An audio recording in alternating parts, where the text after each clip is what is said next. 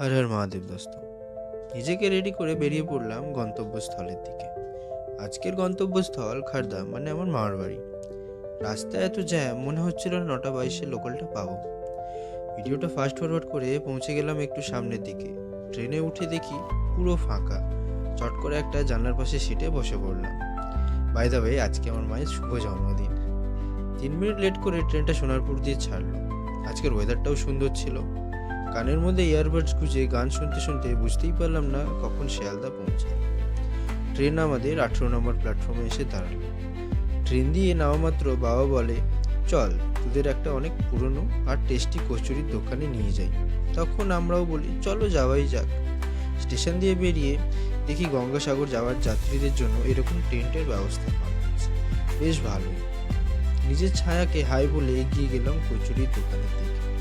দোকানটা প্রায় 70 বছর পুরনো, এটা বাবার মুখেই শোনা। কচুরি খেতে বেশ ভালো ছিল, 7 টাকা করে নিল। ন্যাশনাল ফ্ল্যাগটা এতই সুন্দর লাগছিল যে কিছুটা সময় নিয়ে নিল আমাদের। নর্থ সেকশনে এসে দেখি 4 নম্বরে এসি লোকাল দাঁড়িয়ে। বহুবারের মতো এবারও উঠতে না পারার আক্ষেপ নিয়ে চলে আসলাম নৈহাটি লোকালে। তখন বাজে 11টা। পৌঁছে গেলাম খড়দা স্টেশনে। মায়ের জন্মদিন উপলক্ষে মিয়ামুর দিয়ে একটা কেক নিয়ে উঠে পড়লাম রিক্সাতে। আজকের এই ছোট্ট ভ্লগটা কেমন লাগলো সবাই জানো। Bye bye.